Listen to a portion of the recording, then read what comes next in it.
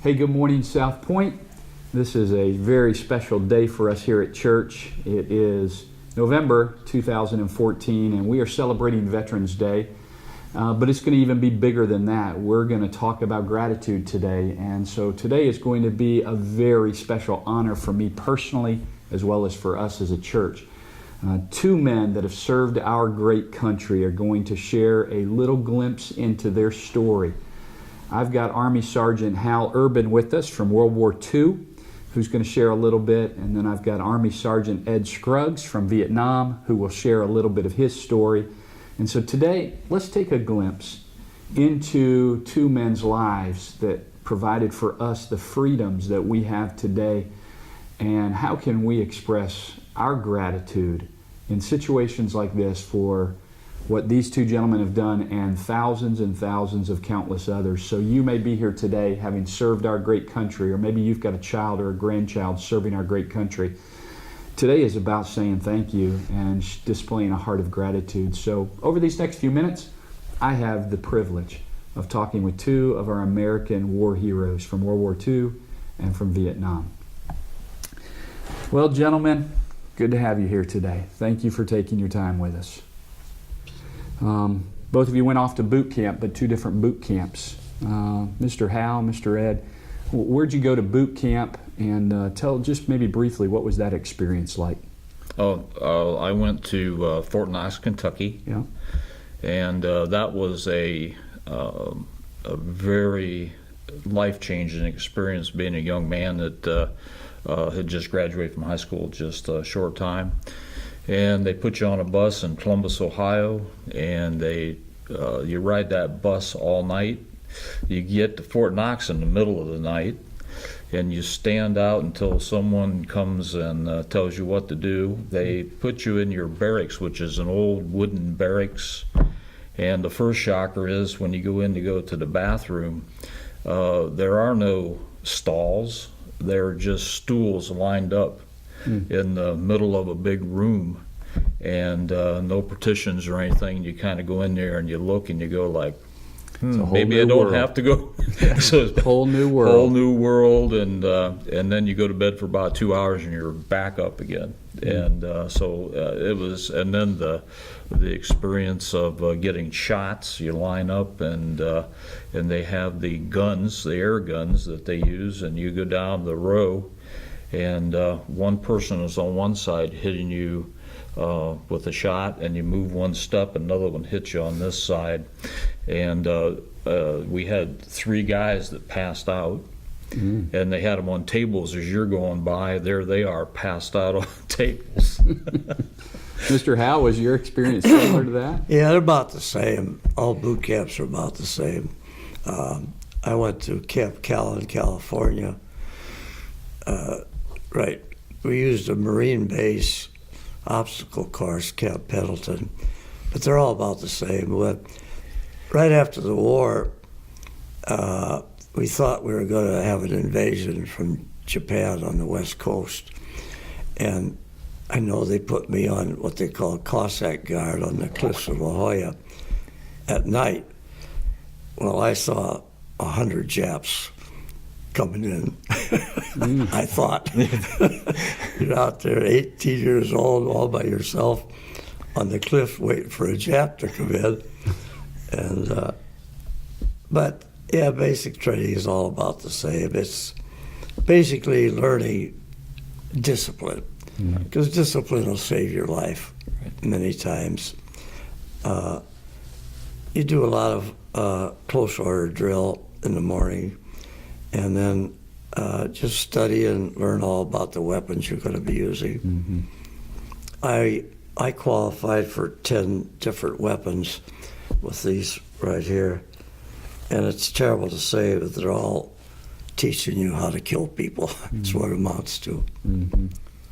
Well, when you guys left home, you're both teenage young men, about to see a whole new world. Were there people from home you wanted to stay in touch with, and what did that look like? I know we've got some letters from the war. We may actually talk about that. I've actually got some of the war letters from Germany, the way that they gave them to Sergeant Urban. but were there other people you wanted to stay in touch with? Well, I had, when I left, Sally and I became engaged. So we were calling them, her, as often as I could. Of course, you had to line up we didn't have cell phones back in those days, so you had to line up for the payphone in the barracks, so you had to pick a time. And of course, I called collect. They knew who it was as soon as they came. But to them and my folks, we stayed in touch with them. What about you, Mr. Howe? Yeah, my mom, she was a Christian the whole life, but we couldn't even use telephones back in '42, write letters, and my mom wrote to me probably at least once a week. But that's about it as far as I went in it. The day after I was 18, I enlisted in the Army. Both of you saw combat. Both of you were involved in combat, which, there's a lot of us that have never seen that before. We only see it in a movie, or we hear it in the stories told, or we read it in a book. And if you guys don't mind, tell us a little bit about what you experienced when you were sent to combat. Where did you go? And what was combat like for you? I was sent to Vietnam. I had orders to go to a different unit. When we got in California to be sent on over, they changed my orders to the 1st Cav, which I did not want to go to the 1st Cav because they were a fighting unit. I got in on K, and we moved out to the field. And because of being experienced with the radio, even though I was trained as a door gunner on a Huey helicopter, I did that, but they needed radio men to go on patrol with the infantry. So it's yes, I was scared because you cross that perimeter and you're starting to go out into the rice paddies, and then you go beyond that and you go into just the jungle out there, and you get a fear that you never knew before you go. And our mission was to cleanse the area of anything that's out there. Plus, we were to take in anybody because we had to check IDs. So then we had to bring people back and turn over to our CID when we did that. So that was a lot of it. And then, of course, the part when you get up in the helicopter and you're a door gunner on a helicopter, and then now you deliver people out to areas, your soldiers, but not only that, you pick up wounded to bring back, and also you bring back prisoners also. So you have a mix. So you're a door gunner, you're a security, you're a medic when you do that. So that was an experience, first time. I don't think you ever get over it when you do that. Mr. Howell, I know you went to Germany, and as one of many places. Yeah, I was a drill sergeant in California, and they said they needed 2 men to volunteer on an outfit going overseas. My buddy and I volunteered. We went to Texas, got our half tracks. I don't know. These are half tracks. I had 2 of those with quad 50s on. Trained my men in Texas, and we shipped out of New York, went to Liverpool, England, and got new half tracks. We crossed the English Channel on LSTs, landed in Cherbourg, France, and we went into combat at the Battle of the Bulge, which is the biggest battle the United States is ever in. We lost 23,000 men in 7 weeks, killed, and 40-some thousand wounded. We lived in the snow all winter, and I was lucky. I got shot on January 2nd, and I spent 4 weeks in the hospital in France and went back to my outfit on crutches for the rest of the war. We spent the rest of the time crossing Germany and Czechoslovakia. And we went into Linz, Austria. Or one day we were sitting outside of Linz in our half tracks, and we were told that a Messerschmitt 109 would be flying over. Don't fire on him. So sure enough, at that time he came over like this. We didn't fire on him. I think it had something to do with the surrender. So in Linz, outside Linz, Austria, we liberated a concentration camp. And shortly after, we heard the war was ended. And we were told General Eisenhower and General Patton, our outfit was with General Patton, that they would be coming through in one of our roadblocks to check the concentration camp. And later on, the civilians had to go into the concentration camp and carry all the bodies out and bury them. After the war ended, my section was sent. The SS troopers were the fanatics. They wouldn't surrender. And after Malmedy, where they executed 60-some of our prisoners, our men, we didn't take SS alive anymore, like we did the others. And after the war ended, me and my 9 men and a cook and a mechanic, supply sergeant, was sent down to Bavaria. The SS troopers, some of them wouldn't surrender. They went back in the mountains. So we went down there. We lived in Hitler's hunting lodge for 5 months and patrolled the mountains to get the SS out or shoot them. And that's about it. I got home then in 46. Well, what did you guys, on a little bit of a lighter note, what did you guys do to relax or find some sense of maybe not necessarily humor, but how could you find yourself in such a moment of tension and, as you acknowledged, times of significant fear and living in the snow, knowing what was happening? How could you find moments to relax? What could you do to relax? That was a hard thing to do because you were always on alert. We were with the first Cav. You had a small perimeter that was manned all the time, and you were basically out in the middle of nowhere. We were in the northern highlands in Vietnam, and you had a lot of foliage. You had a lot of rice paddies. So even when you were say not on guard duty or not working on your helicopter or not doing too much, you got you some sleep, some downtime, and you basically were still always ready to go. We did get a chance, if we were close to a village, we could go down and go into a village, and they always sold Coke. I don't know where they got Coca-Cola over there, but you could always get a bottle of Coca-Cola. So we would do that, and they always sold little things. I brought a few things home when I came back, but they always sold a few things like that. So other than that, you were really always ready to go. In combat, there was no relaxing. We were in combat for the duration of 6 months until you were killed or lost a limb or your eyes. And like he says, it's constant fear. There's no light at the end of the tunnel.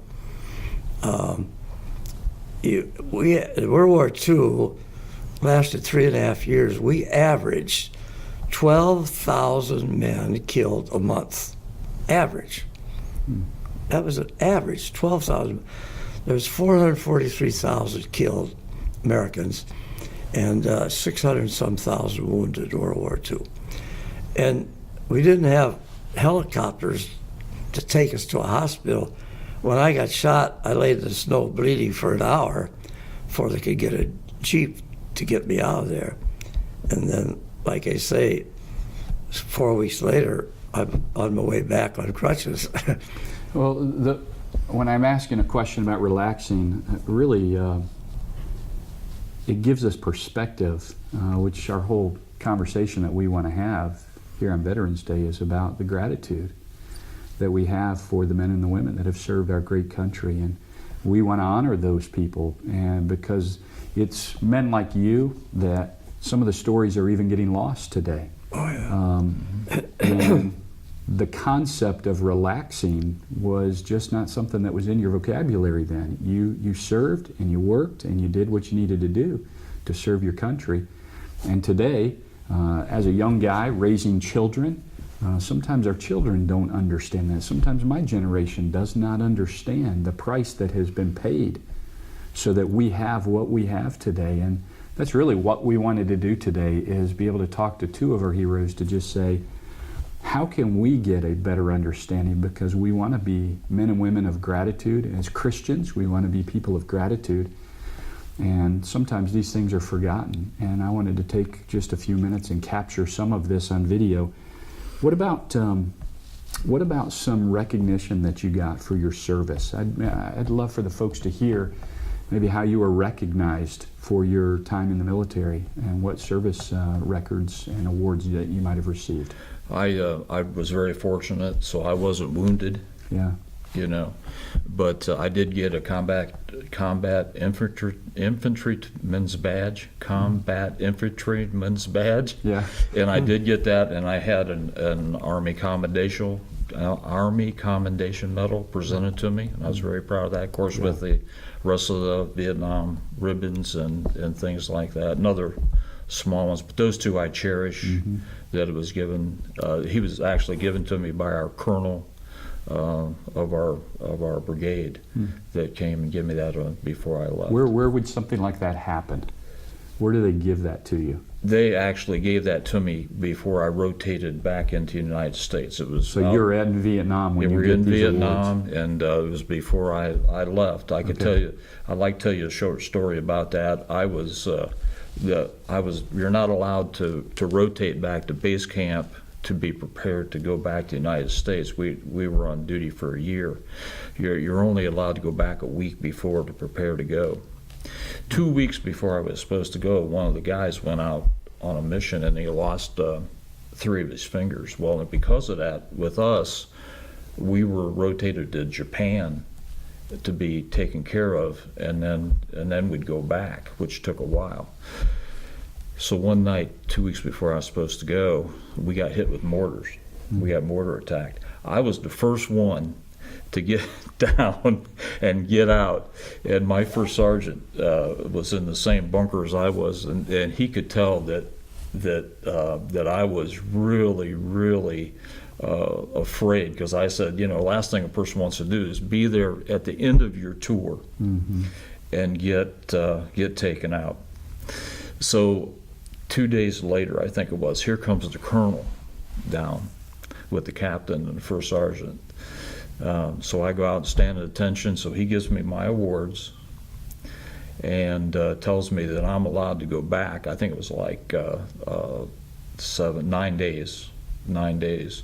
I was able to go back instead of waiting for the 5. So I got to go back to On K to get ready to go early, because I really was, and I'll tell anybody, I was scared to death. I knew that was good. When you have mortars flying over you, it was very scary. So I was very fortunate I got to leave. So that's when I got my award, though, as I was leaving the field. Mr. Mine are on the back. If you want to read them, go ahead. Well, let's see. What I've got here is the enlisted record and report of honorable discharge, decorations, the Victory Medal, the American Theater Ribbon, the European, African, Middle Eastern Theater Ribbon, the W3 Bronze Battle Stars, 2 Overseas Service Bars, 1 Service Stripe, Good Conduct. You had Good Conduct? The Good Conduct Medal, the Purple Heart, the Go 10, Q58 Gen. That's the general hospital I was at Okay. in France. All right, and then wounded in action while in Belgium in 45. You were given quite a few awards here, and Yes. you referenced the ones there on the front of your jacket. Those were for learning different weapons that you mentioned. Weapons, yeah. And again, I think it's just remarkable for us to hear the stories of two gentlemen that served in two different places at two different seasons, but both worked hard to provide for what we are able to do on a day like today. And he's right. It's not like the movies. You are scared to death. You're 18, you don't want to die. Yeah. And you do everything you can to stay alive. And it's fear all the time, 24 hours a day. And in World War II, and it's all terrible, but there were so many killed and wounded. You know how I got my Purple Heart? You're in the hospital bed in the hospital, and a doctor walks along and throws them on your bed in the box. But of course, they couldn't have a parade and you know, pass out 15,000 a month. So that's how you got your Purple Hearts. Well, the experiences that both of you have gone through as many years have passed, and both of you have acknowledged that there was fear, but both of you have become believers in Christ, and your faith. I'd be interested in knowing when did you come to Christ? When did you come to know Christ? I was saved in 1979. Okay. It was a people. We lived in Georgia, in Savannah, Georgia, and all of a sudden we decided to move back to Ohio, our hometown. And we had friends there that had been praying for us, and we didn't know that. We actually resisted for like a year before we went to church. And I think it was the second Sunday Sally was saved that we went there, and then it was the Sunday after that that I was saved. Wow. But it was because of people that were diligently. We didn't know that. We didn't want to go to that church because these people were fanatics. They went to church, they prayed, Sure. they had Bible studies. They're weird sometimes. They are strange people, and we do not want to get into that because we're free. We thought we were free. Actually we were in bondage, but we weren't free to realize that until after we were saved and accepted Christ as Savior. That's good. That's good. So, What about you, Mr. Howe? Well, I was brought up as a Nazarene, very strict back then, and my mom was a charter member of the church, but I really wasn't a Christian when I went into service. And came out as a Lutheran and I was Catholic 15 years and got divorced. They kicked me out, so I went back, and I still going to church, but I really wasn't saved. I didn't really understand what the blood really meant. And I thought, well, I'm a sinner. I couldn't be a Christian. And then one lady from our church I was going to, well, we all sinned. I said, you do? So, and then I realized that I became saved. That was about 40 years ago. I joined this church about 13 years ago. I'm glad you did. Glad you did. And what do you guys keep up with anybody that you served with? I don't. My platoon's all dead. Right. Yeah. But you had something on there, humor. Well, Yeah. the different thing. After the Battle of the Bulge, we were moving across Germany, and we were moving so fast with Patton, you get cut off, surrounded. And the SS would infiltrate a lot at night, stabbing. So my half-track, we were on the outer perimeters of an ordnance outfit. And at night, you're tense, always tense. And we saw something over by the woods. It was white. So we opened up with 450s, a couple of bursts. And so the next morning, we went over, there was a goat. Oh my goodness. But I don't know how He funny that wandered into the wrong spot. I had an experience too I wanted to share with you Yeah. about, I was over in Vietnam about 7 months. Sally and I were not going to spend the money to go to Hawaii for R&R. That was one of my options. I just wasn't going to take an R&R. But she had saved enough money that we decided we could do that. So in order to go back to Ankh, the base camp, to go on, the Cameron Bay is where you left from. To get over there, you had to go to Ankh. So we had a what they call a 13, and probably seen them on TV, and they're the big bubble, and they're a 2-seater helicopter, and they're a bubble, and what we used them for was scout ships, and you had 2 60s, a 60 mounted on each skid, and then the observer, which I did that, carried a 16. So anyway, they said, you're going to go back and make the mail run and do some scouting on the way back, so you can go on to R&R. And I said, fine, that'd be great as long as I get back. So we're going along doing a little some scouting stuff, and we're watching and stuff. I don't know how high we were up, but all of a sudden the motor gave out, lost power. Now, a helicopter will, what they call auto-rotate, because the rotors keep going around, but when it hits, you have to basically hit flat, and it'll bounce, and then you'll most likely stay straight up, and you'll be okay. But anyway, we got going, and I'm clicking on the mic, and I'm going, we okay? And the pilot, he's just working to get this thing going, you know. And we were, all of a sudden, we were just going down. I could see the ground coming up quick because the glass bubble was right under your feet. And all of a sudden, he catches power. We take out about this much out of a coconut tree. And then we're back off, and I said, don't ever do that again. He said, I didn't do it on purpose. I didn't plan on doing that. So I made it, but I thought, oh my goodness, I have this lady that I haven't seen for 7 months. We'd only been married for 4 months when I left, and I haven't seen her, and she's going to be waiting at the airport. You need to get there safely. Yes, that's right. But I made it though. But that was it was scary at the time, but it was, you know, you go like, that's a funny experience when you sit back and you kind of dwell on it a little bit. I was thinking of R&R. Our R&R, we'd pull back from the front line about every 3 weeks.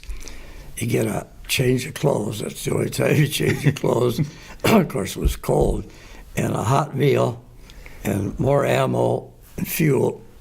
Back Go up. back again. That was R&R. And what mentioned about friendly fire. In the Battle of the Bulge, in 7 weeks, casualties from the enemy, wounded and killed, was 83,000. Wounded and killed, friendly fire was 90,000. More men injured and killed from friendly fire than the enemy. It's so much confusion. Yeah. All the things you learn in the States you forget when you're with. We pulled, each half-track pulled a trailer with extra ammo and gasoline. My trailer got hit from a mortar one time, and it blew up, caught on fire, turned it sideways. We pulled that thing, I'll bet you, 4 miles before we could find a place to stop and unhook it. It's the fear is just unbelievable. Yeah, I have one more story I'd like to tell you. Sure, It is, would love I just came into country, and we were at base camp in Ankh, and Ankh was it was a good area because we actually had barracks. The barracks were probably twice as long as this room, and they had screens on the side, and then they had slats so that you had air into them and stuff, and it was all screened. Laying in my bunk, probably like halfway to this room, laying there, and all of a sudden, kaboom, down at the other end of this thing. Here there was a short round that came in, and it actually killed a young man down on the end bunk. of our, right there in the base camp in Anke. And you just kind of go like, and that's what we're talking about. You're not safe anywhere, no matter where you are. Well, again, we're going to talk gratitude. Words can never probably adequately communicate the gratitude that we have for men and women that have served our country. But I've got 3 children that I hope learn to appreciate what has happened. I had a grandfather that served in World War II and got to hear some of the stories from him and have conversation with him before he went home to be with the Lord. And I know that on a day like today, Veterans Day comes around once a year, and for you guys, maybe the more distant you are from your service, maybe there seems like there's less appreciation for what you did. Today was just one of those days that we wanted to say thank you very much to you, to all of the men and women that have served our great country and are serving it to this day. So today we say thanks, Southpointe family. This is our opportunity one time a year, and it doesn't have to be one time a year. Anytime you see a serviceman, servicewoman in uniform, it becomes a great opportunity for us to express a heart of gratitude, and that's really what we're talking about today is gratitude. How can we have a heart of gratitude? Not only have men and women provided the freedoms that we have in this great country, but our Lord and Savior Jesus Christ has provided great freedom for us as well. And so today was a great honor for me to sit with 2 of our men, 2 heroes, that allow us to do what we do on days like today. And without it, it wouldn't be the same. And so I say from me and representing Southpointe, thank you both. I appreciate this and what you're saying, but we're not heroes. The heroes are dead. They gave their life for the country, and you don't have to be in uniform to be a hero. If you save somebody's life, that's a hero. But the press is misusing that word. Everybody that's got a uniform is a hero. No, the heroes are the ones that gave their life or their limbs for the country. We did what we had to do for $50 a month.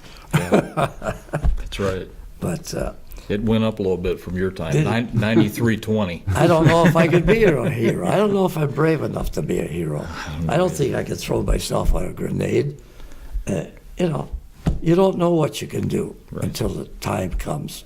I never did anything heroic, but shot down a few planes. We did what we were trained to do. Like he said about basic training, we were taught to stop, go, get down, get up on command, not say what. Because that what will get you killed. Yeah. So when somebody said get down, you got down, and that's a lot of what it's a discipline in the basic training that we were taught. Well, thank you both very much. Okay, thank you for taking time today to just share a little glimpse into your experience, and on behalf of the Miller family, Southpointe Fellowship, thank you guys for your service. What I'd like to say, one more thing. A lot of guys, only 1 out of 16 saw combat in World War II. But all the rest of the guys did their job, and we couldn't have done anything with the ones in the rear echelon doing their job. Sure. So if a guy's in the service, he didn't see combat, don't feel bad, because your job is just as important, That's good. Good point to make. Absolutely. Thank you guys. Thank you for your service, and thank you for taking time today to share a little bit of your story. Southpointe, today, let's have a heart of gratitude.